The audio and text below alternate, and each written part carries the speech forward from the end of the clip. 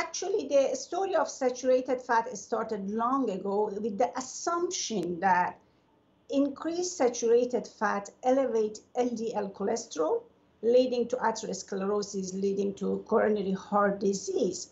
But they did not consider the effect of saturated fat on other component of blood lipid, and also the effect on other cardiometabolic risk factor.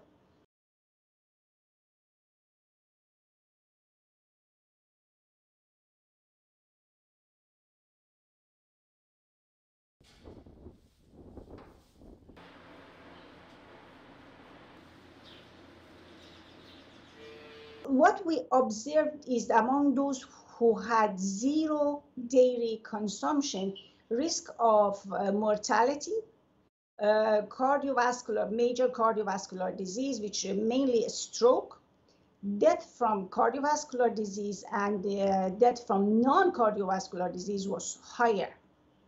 Therefore, having non-dairy increased the risk of many health outcomes in RSA.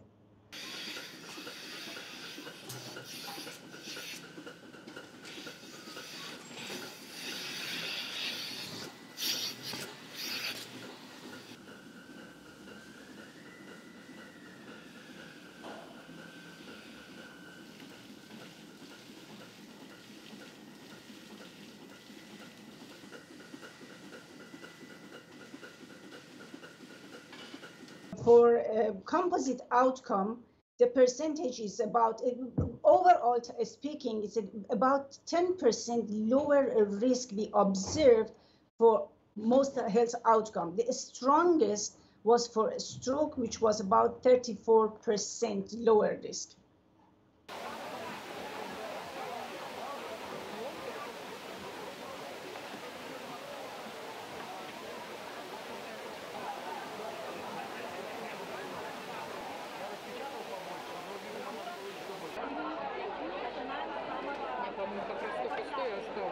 Dairy is a rich source of energy as well. For example, cheese is a high source of energy, and we do not encourage people to consume many servings of cheese per day. As you mentioned, it's a high energy and high saturated fat.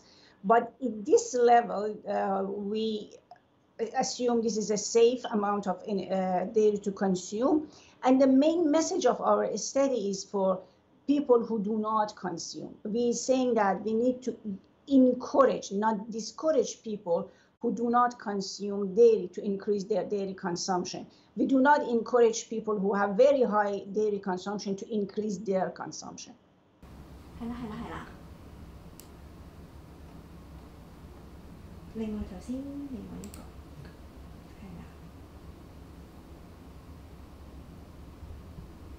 The study only assessed the diet of the subjects at baseline, which is before the follow-up, and then during the course of follow-up of about 9 years, they did not assess the diet of these subjects again.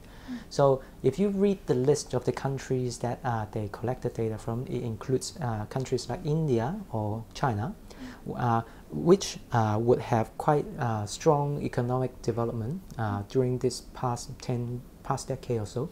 So I think it would be quite problematic to assume that the diet of these people do not change in these 9 or 10 years or so.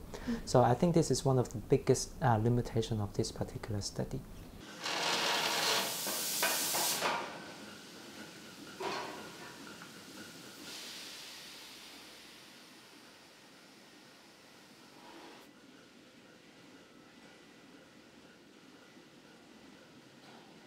People who have zero dairy intake, we would like that doctors and health professionals encourage those individuals to increase their dairy consumption, especially yogurt.